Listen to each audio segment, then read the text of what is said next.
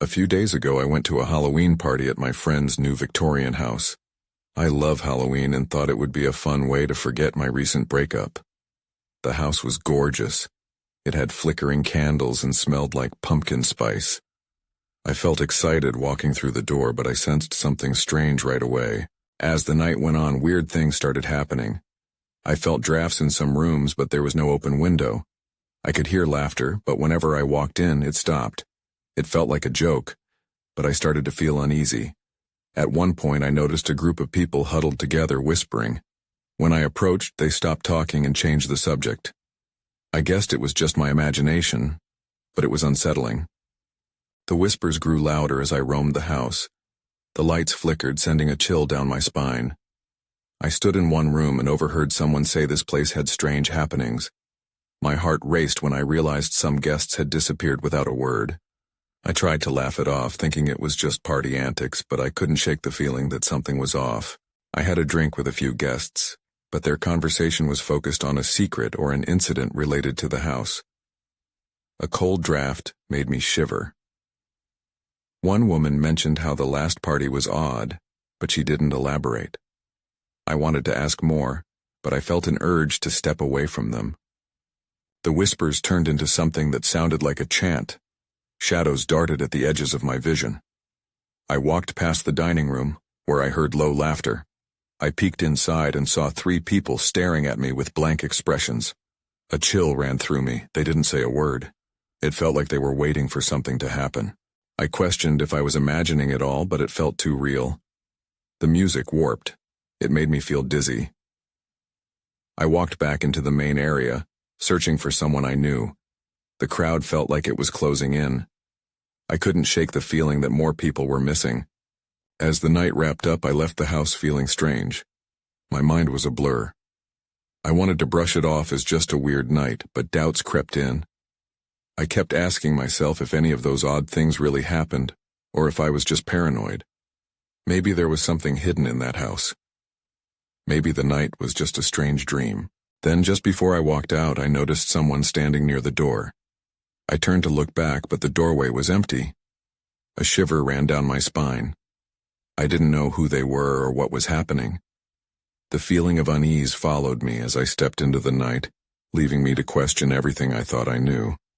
The next day, I couldn't shake the events from the party. I tried to focus on work, but my mind kept wandering back to that house. I wondered if I should talk to my friend about the strange things I experienced. Maybe he knew something. I decided to stop by his place after work. As I walked up to his house, I hesitated. The memories of the night clung to me like fog.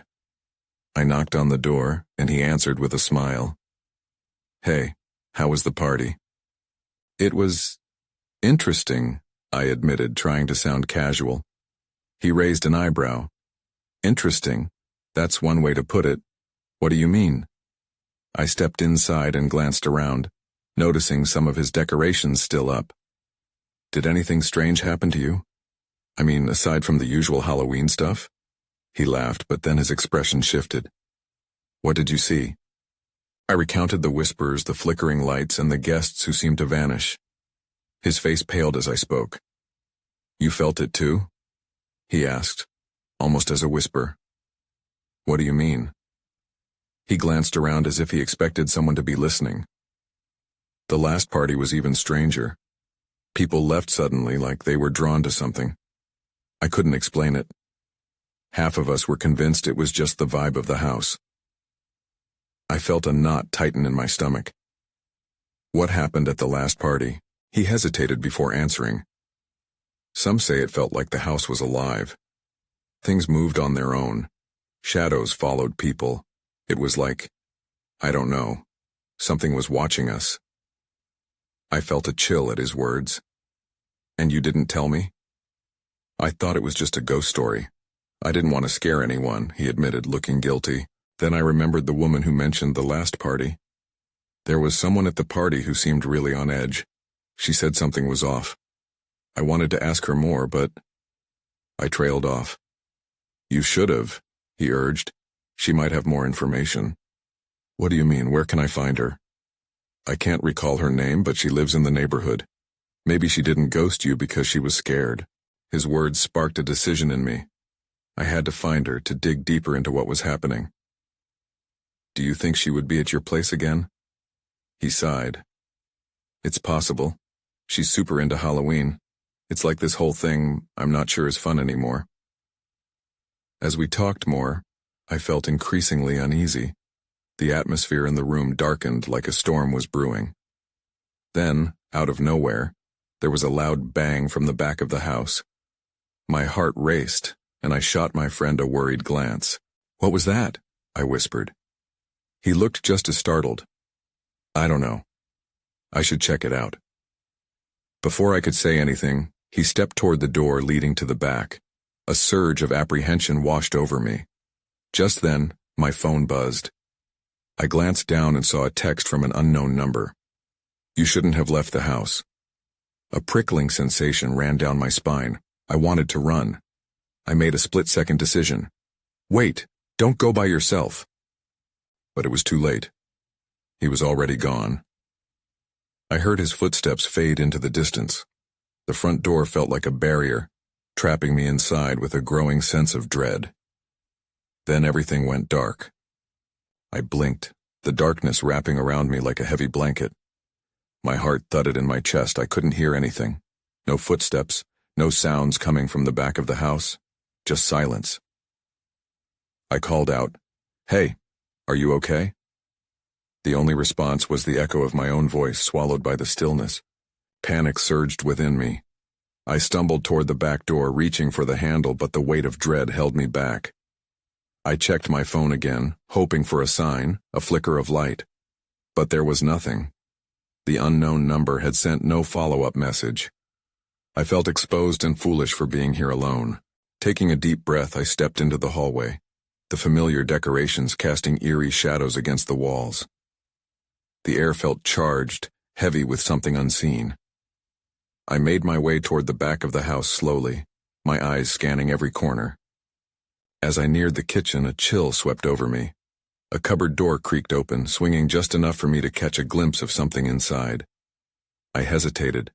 My gut told me to turn back, but curiosity anchored my feet. What if my friend was in trouble? I inched closer, pressing my back against the wall for support. "Hello?" I called out softly, my voice trembling. There was no response. Suddenly the lights flickered, illuminating the kitchen in brief bursts.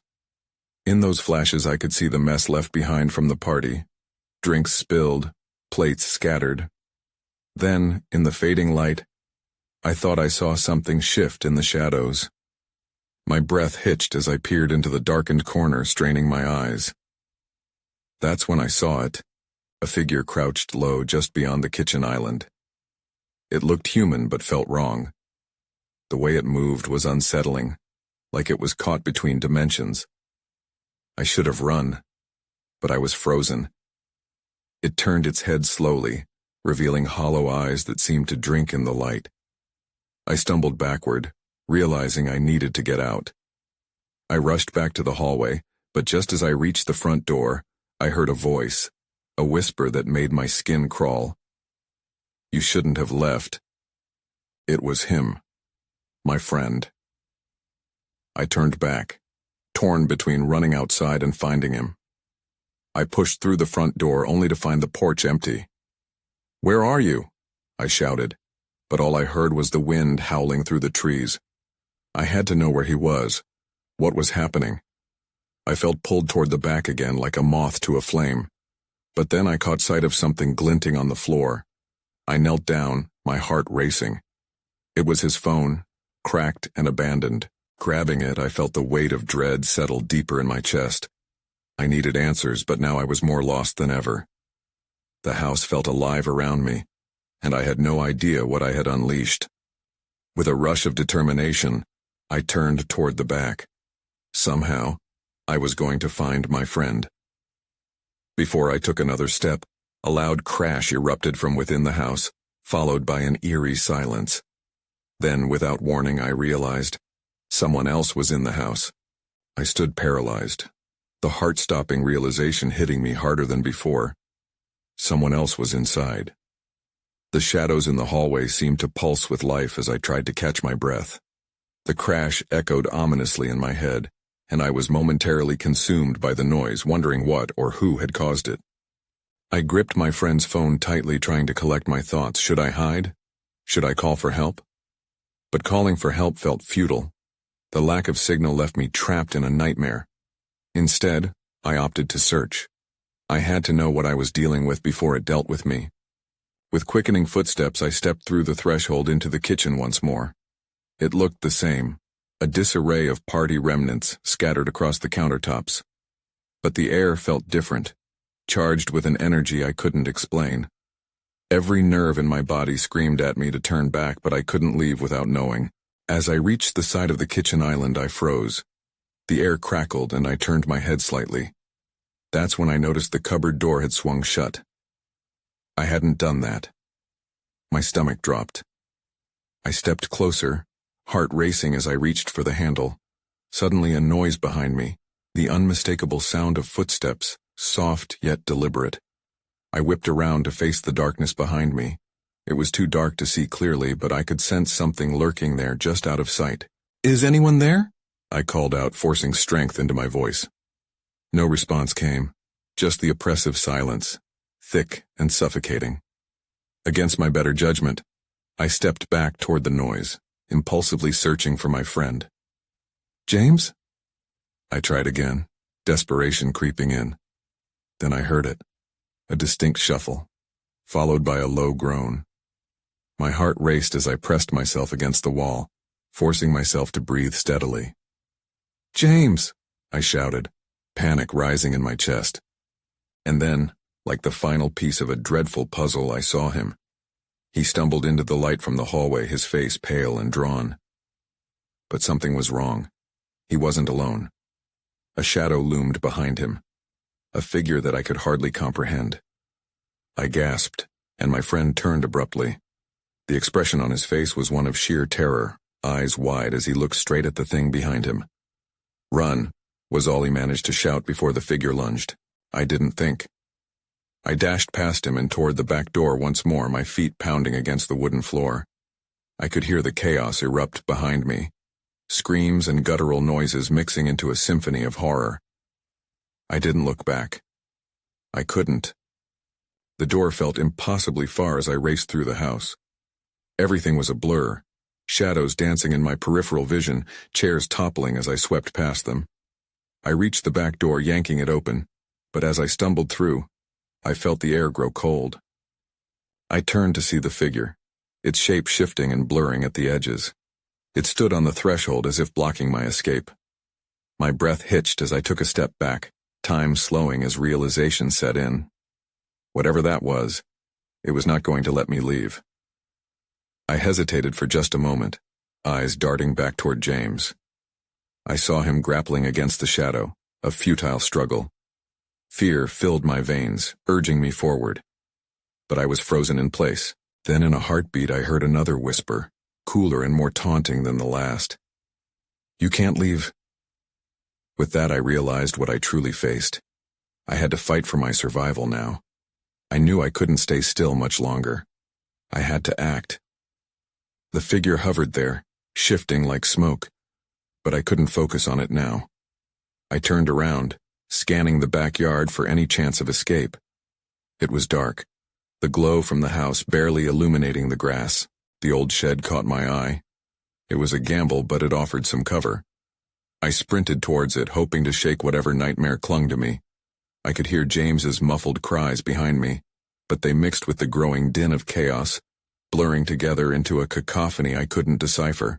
The shed door creaked as I shoved it open, and I ducked inside. The musty smell hit me, thick with dust and decay. I pressed my back against the wall, trying to quiet my racing heart. It felt like an eternity as I waited, listening for the sound of the figure, its footsteps, its whispers. I held my breath and peeked through a gap in the door. The yard was empty. "Please," I whispered to myself, trying to summon courage. I had to find a way to help James. I couldn't just leave him. Suddenly the door rattled. I pressed myself flat against the wall, heart racing. The figure had come for me. It wanted in. I could hear it whispering, a soft hiss that sent shivers down my spine. "You belong to me." A chill crawled up my back as panic surged. I couldn't let it get me.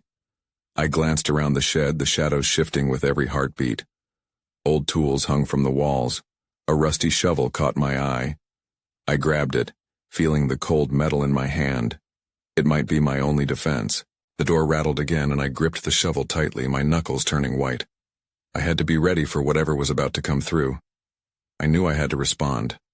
I wouldn't become another victim. The door creaked open slowly, revealing a sliver of darkness. I couldn't see anything from this angle, but I could feel the presence growing stronger.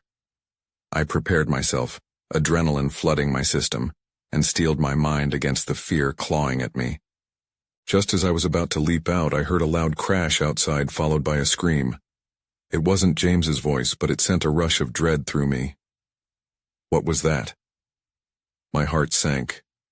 In the ensuing silence, I held my breath and waited. Everything felt wrong. Then, almost as if on cue, the shadow slipped inside. I caught a glimpse of it, dark and distorted with elongated features. It paused, seeming to sense my presence in the room. "Come out," it whispered, the voice slithering around me like smoke. I took a deep breath, preparing to fight back. I couldn't let it win. I wouldn't. But just as I steeled myself for a confrontation, the whispers grew louder, swirling around my mind. I struggled to block them out as I stepped forward, shovel raised. Then, in that moment of confrontation, everything went dark. When consciousness returned, it was like waking from a heavy sleep. I blinked against the dim light that flickered through the cracks in the shed, my heart still pounding in my chest. I was on the ground, but I couldn't remember how I got there. The whispers had faded, replaced by an oppressive silence. I pushed myself up, my fingers trembling on the dusty floor. There was no sign of the figure, and a wave of confusion washed over me. Had I imagined it all? I stood up slowly, the shovel falling from my grasp and clattering against the ground. "James," I whispered, my voice barely audible. I needed to find him, but the only sound that answered me was the creaking of the shed settling. I took a cautious step toward the door, my ears straining to detect any movement outside. As I peered through the gap, the yard was still empty. But now I noticed something glinting near the edge of the trees, something bright and out of place. I pushed the door open slightly, wincing at the creak. My heart raced as I stepped out cautiously, ready to bolt if I saw even a shadow. The air felt thick, charged with an unshakable sense of unease. I moved towards the glint. Each step was a conflict between fear and determination. The grass underfoot was cool, contrasting with the heat building inside me. I picked up a stick, not as sturdy as the shovel, but better than nothing. As I got closer, my breath caught in my throat. It was a bracelet, shiny and twisted, half buried in the dirt. I recognized it instantly. It was James's. A feeling of dread unfurled in my stomach. If this was here, then where was he? I felt a sudden chill and turned sharply as a rustling noise came from the trees. A shadow shifted and I froze, clutching the stick tightly. "James?" I called out, my voice quivering. "Is that you?" I waited, straining to hear any response. Then I saw it. A flash of movement, not just a shadow this time. I was sure it was something alive. Panic gripped me again as I realized I had no idea what it could be. I stepped back, ready to retreat to the shed. But before I could react, a low growl echoed from the trees, sending a wave of cold fear over me. My instinct screamed at me to run, to get back into the shed and lock the door. But I couldn't leave without James. "I'm coming, I'll find you," I shouted, my voice shaky and loud.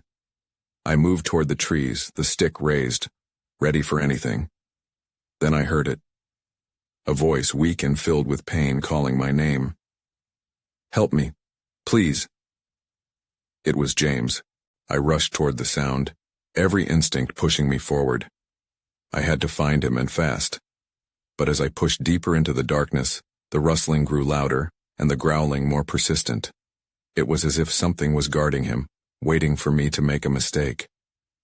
I crept forward, heart pounding. Just as I reached the thick undergrowth, I peered through the branches. That's when I saw it, James was lying on the ground, but something was crouched over him, its elongated shadows stretching around them. I froze, the stick slipping from my grip. I could hardly breathe as the figure turned its head toward me, eyes gleaming like coals in the dark. The creature's eyes locked onto mine, its gaze piercing through the gloom. I stumbled back, desperate to escape its terrifying presence, but I couldn't tear my eyes away. It was unlike anything I'd ever seen, muscles rippling beneath skin stretched too tight, matted fur clinging to its form. "James!" I shouted, driven by a surge of adrenaline. I hadn't fully processed what I was facing. I could still hear his faint whimpers echoing in my mind. I took a step forward, urging every ounce of courage to consume my fear. This wasn't an animal. It was something worse. The figure shifted, rising off James and looming over him. I could see my brother clearly now, sprawled on the ground, his breathing rapid but shallow. Panic flared in me. My legs began to move instinctively, even as my mind screamed at me to run. "Get away from him!" I yelled, sounding more confident than I felt. My voice broke the tension, a split second of distraction. But the creature didn't flinch. It turned slightly, and I caught a glimpse of its mouth too wide, lined with sharp teeth that gleamed like daggers. It made a low, rumbling noise, more chilling than the growl I had heard before. As it started to move toward me, I felt the ground shift beneath my feet. Branches snapped like twigs, and more rustling erupted in the dense foliage. This was wrong. I was out of my depth. "Please," I cried, and a surge of fear mixed with desperation propelled me forward. I rushed toward James, ignoring the figure. I had to reach him. I knelt beside him, shaking him gently. "James, wake up!" He twitched but didn't respond. His eyes remained closed. I glanced back, and the creature was closer, its breath hot and foul as it moved, undeterred by my presence. Then I saw something flicker near James's wrist.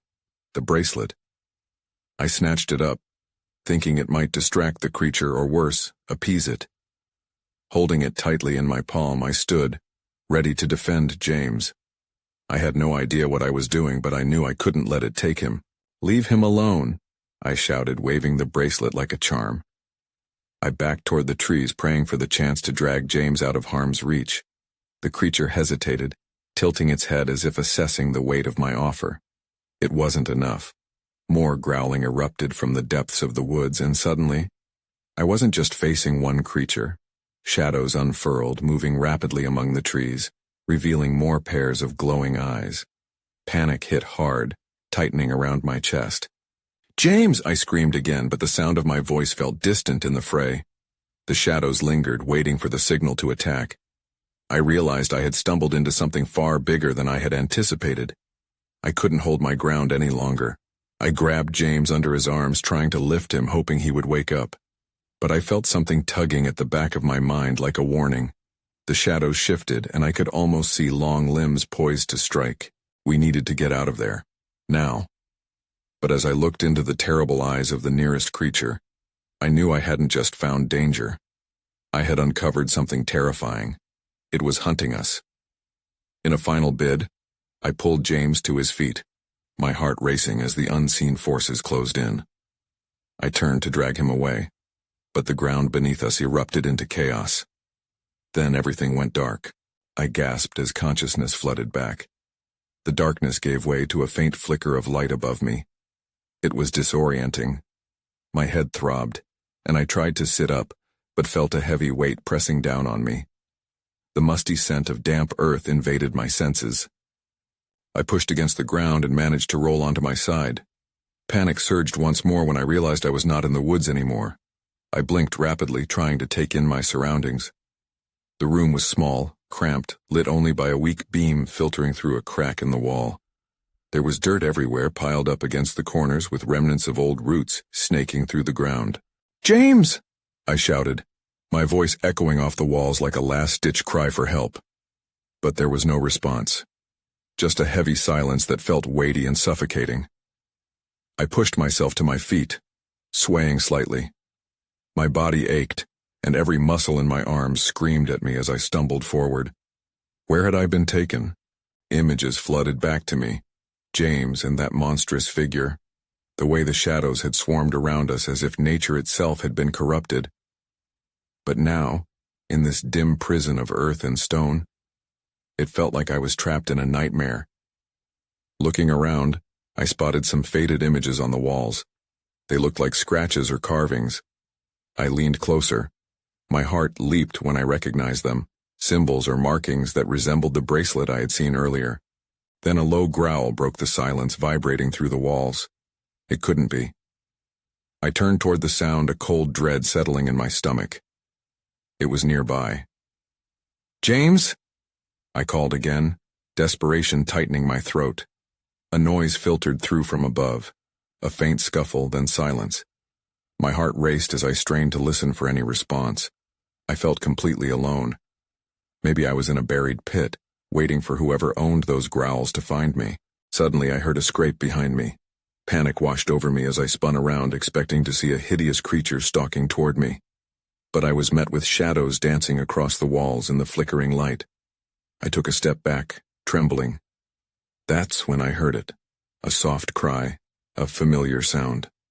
My heart skipped. "James?" I called, my voice shaking. His voice was muffled, and I wasn't sure from where it was coming. "Help," he pleaded, weak and broken. The urgency in his tone propelled me forward. I fumbled along the walls, searching for an exit or anything that might lead me to him. As I moved, the growling intensified, ripping through the silence like a warning. "Hold on!" I shouted, my mind racing. But I had no idea how to get to him, or how close we were to the creatures that were hunting us. I needed to find a way out. Finally, I reached a section of the wall that felt different, looser, maybe even cracked. I pressed against it, my heart pounding. I knew I had to act. Then, without warning, the sound of claws scraping against the ground erupted nearby, closer than before. The time for hesitation was gone. That's when I saw it. A part of the wall shifted slightly, revealing a small opening just big enough for me to squeeze through. And I knew I had to decide. Could I escape before the creature found me? I barely hesitated. I lunged for the narrow opening and squeezed through with all the strength I could muster. My heart raced in my chest, and my breath came in quick bursts.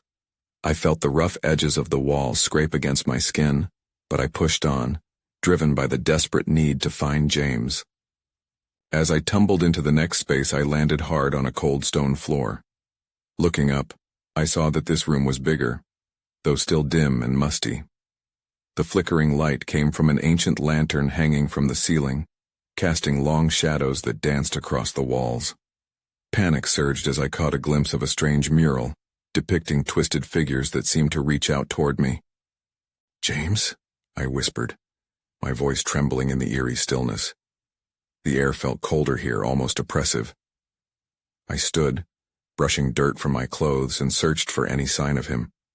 But again, silence enveloped me. I moved deeper into the room, glancing around at the walls. Each step echoed ominously, reminding me I was not alone. The growling again resonated, coming from the darkness behind me. The sound grew closer. There was no time to waste. I had to keep moving. I scanned the room for an exit and spotted a door at the opposite end, partially ajar. My instincts screamed at me to go for it. I made my way toward the door, but each step felt heavy. Fear gripped me again. What if I was walking straight into a trap?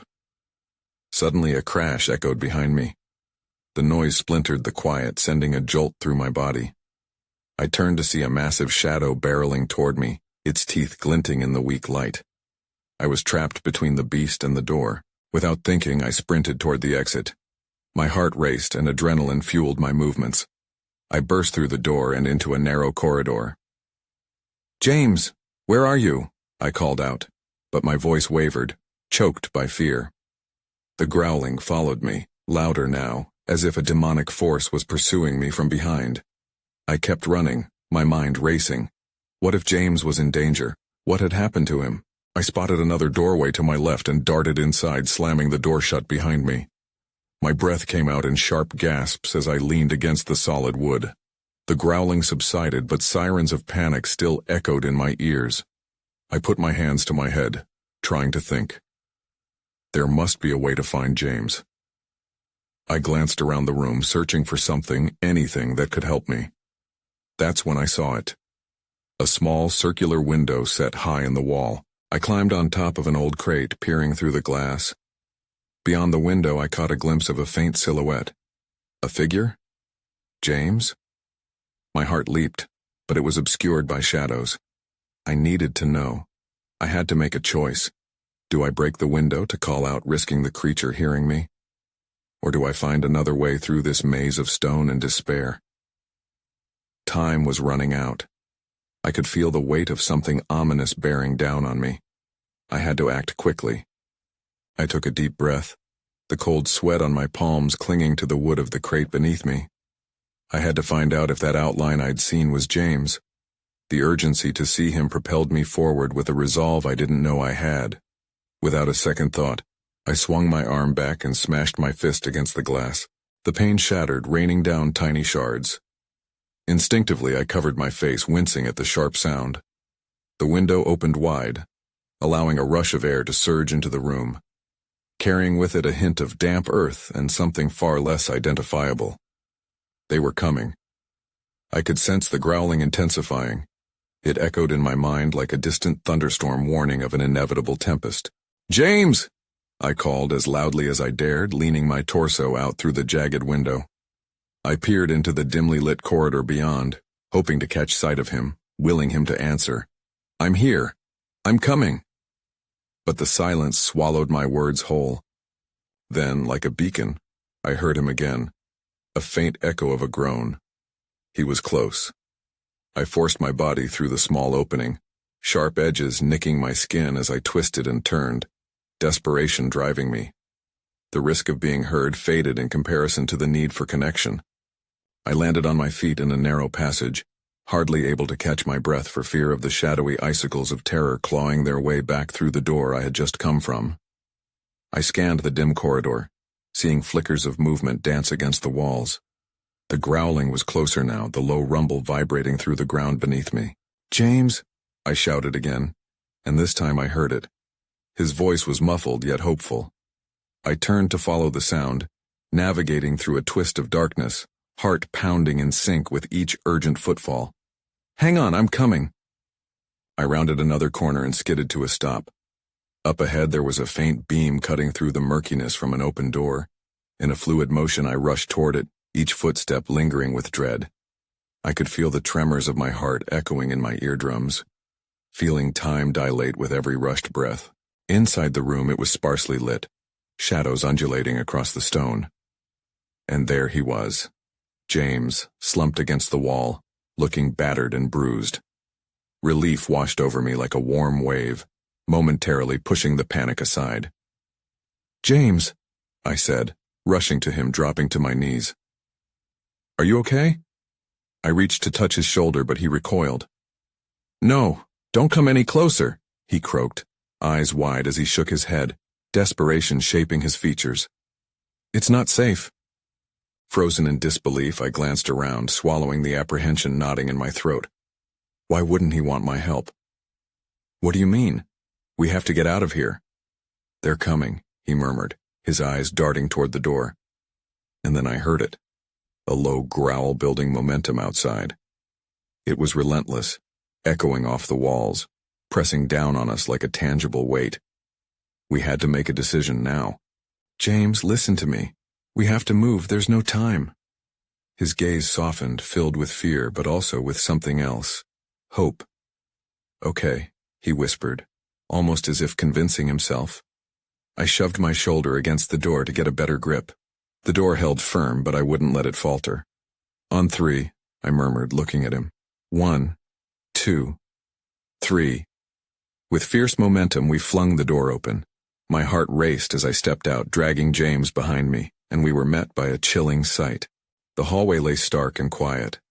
The shadows pulsated at the edges, whispering of old secrets we weren't meant to know. But I could sense them. Something lurking, watching, waiting. Pressing forward, I felt adrenaline pulse through my veins, guiding us down the corridor. "This way," I shouted, determined to reach whatever semblance of safety awaited us. His footsteps matched mine, but with each step, uncertainty clawed at my resolve. "Are we safe?" he asked, panting. The growls behind us increased, resonating through the air with ferocity. "We will be," I replied, though uncertainty tainted my voice. "Just keep moving." We pushed forward, eventually breaking into a larger chamber, and my heart sank once more. The room was filled with intricate carvings on every surface. It felt ancient, almost alive. And the shadows were thickening again, swirling around us as if sensing our fear. But there was no time to linger. In that moment of distraction, I caught sight of a staircase against the far wall, its steps spiraling upward into darkness. "Up there," I pointed, urging him forward. In that very instant, the growl transformed into a guttural snarl, and time fractured as a deep shadow lunged from the corner of the room. "Run!" I screamed as we bolted for the staircase, its surface slick and ancient. I propelled myself off the first step, forcing my legs to move, praying we wouldn't look back. With every heartbeat, we ascended toward the unknown, only to hear the rapid footsteps behind us.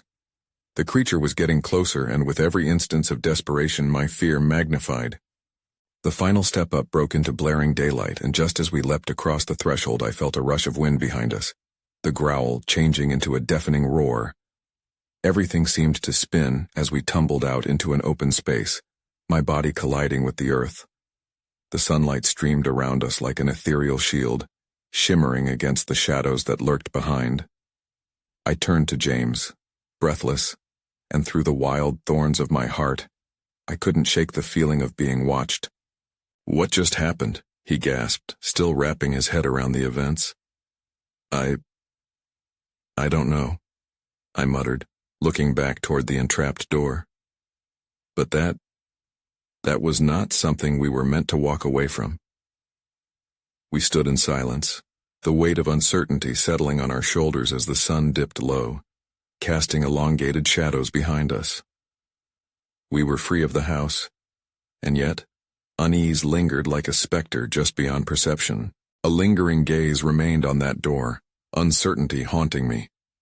Did we truly escape what dwelled there? I didn't know if we could leave all of it behind, or if it would always follow. The sun fell lower, shadows creeping back toward the threshold. As we walked, I dared to look back one last time. I could almost swear I saw movement just beyond the doorway. Maybe it wasn't over. I couldn't tell if what waited inside was supernatural or the darkness of our own minds.